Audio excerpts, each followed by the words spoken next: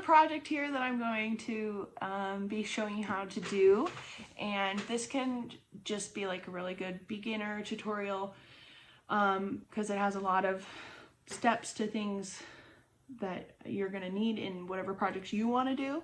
So you can make this project or just use it to apply to whatever project you want to work on.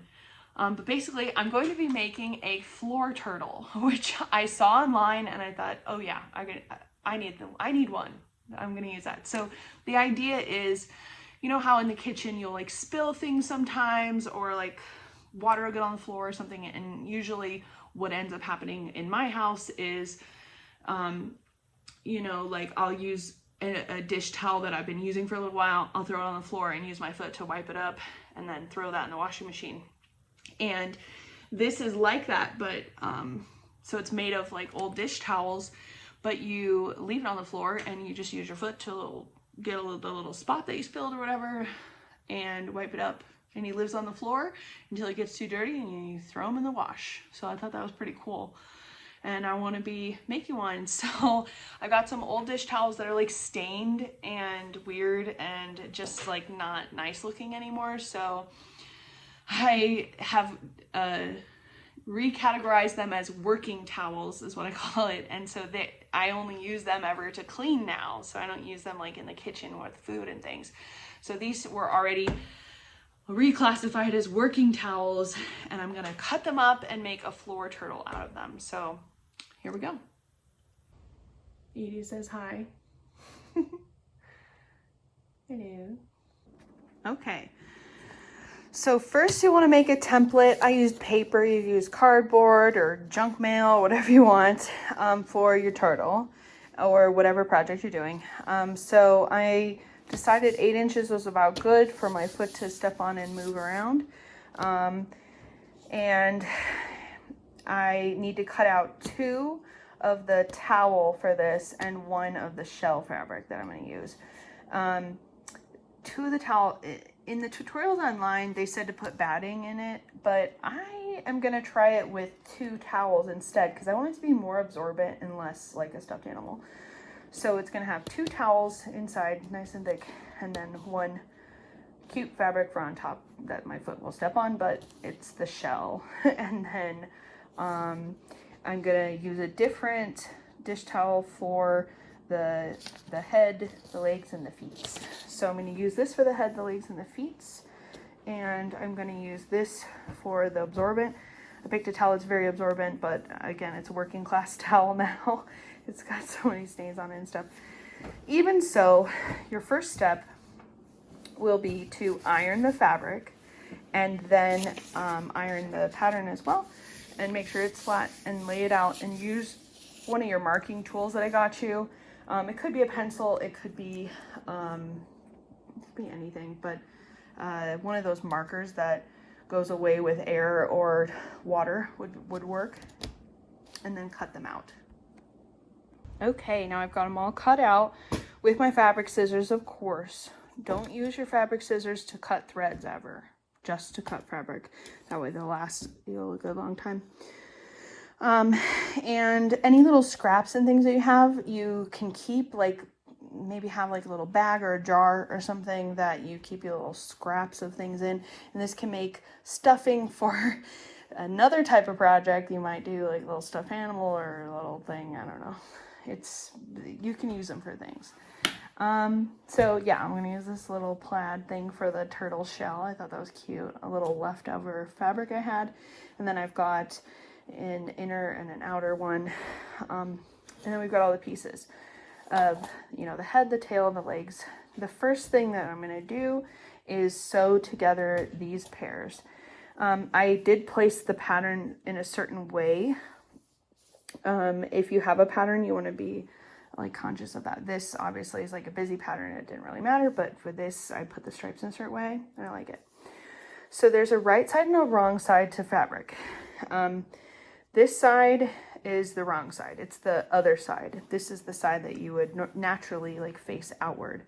So you want to put the right sides, the side that you would face outward, together. And that's basically for almost everything you're going to do. you put the right sides together, and then you pin what you're going to sew. So I'm going to sew all the way around the edge here, but I'm not going to sew the bottom. That way I can flip it around and the right sides will then be out.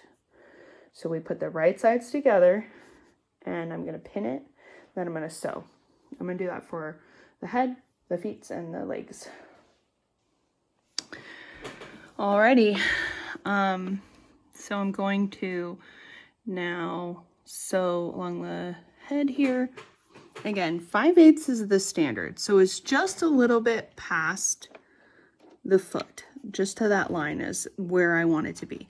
So every project that you do, you have to think about, I'm having it this big, it's going to end up this big. Like I'm cutting it out this size to allow for the seam allowance. It's going to shrink the size of the head down. So in everything that you do, that's how it is.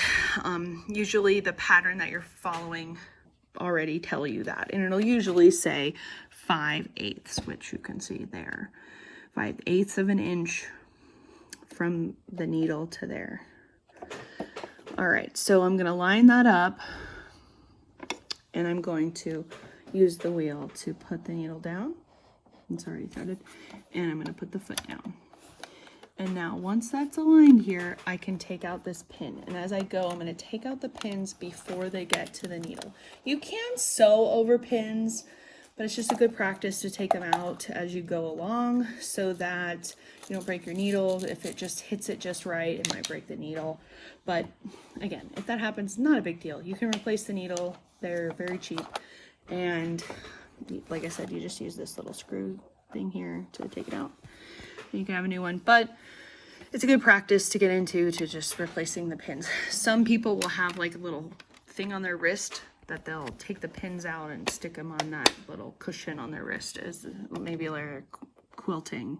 So they have thousands of pins that are going through. All right, so here we go. And I'm not gonna forget my back stitch. And here we go. Now I'm just guiding it along that line. And as I'm coming around the curve, I'm just turning it slightly so that it's following and staying on the 5/8 line over here. Pull out the pins as I go. Again, how fast I'm going depends on how much I'm pressing on the pedal. You can also stop and lift up and change things just slightly so that they turn better.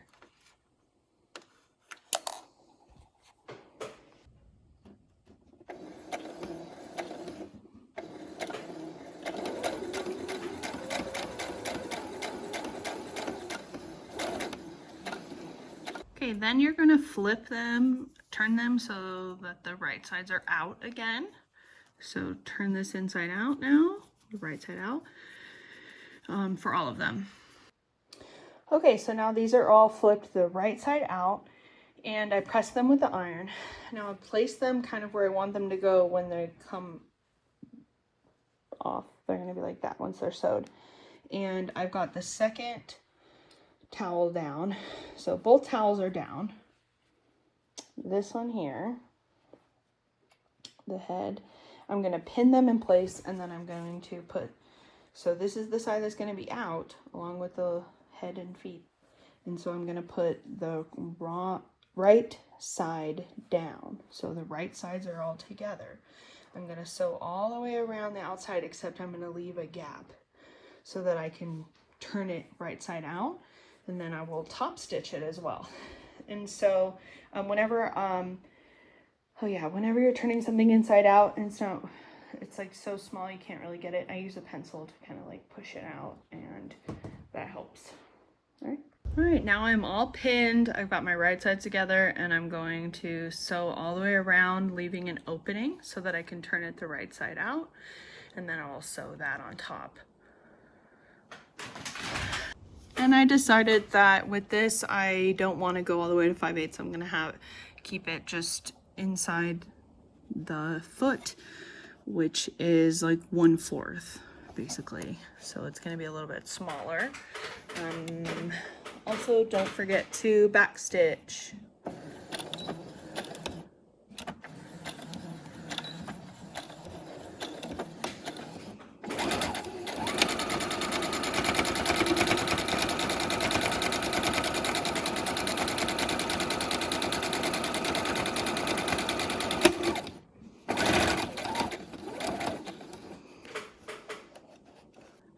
Another tip I have is to check what you're sewing as you go.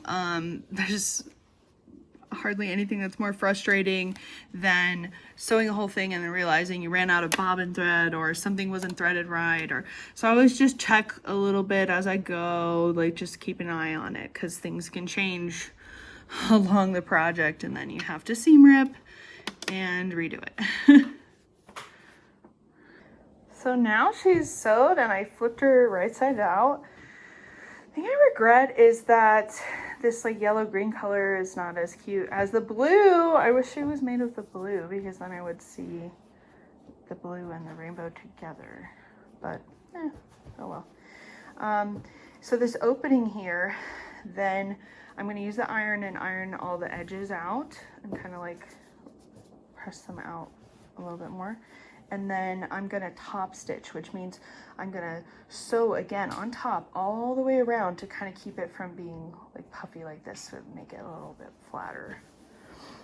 Okay, so now I top stitched, which again means that I sewed around on top just to keep it that it turned that way, and it's all done. So now this is how it functions. Like, oops, I spilled over here. And I just use it like that, and she can live on the floor. That's so cute.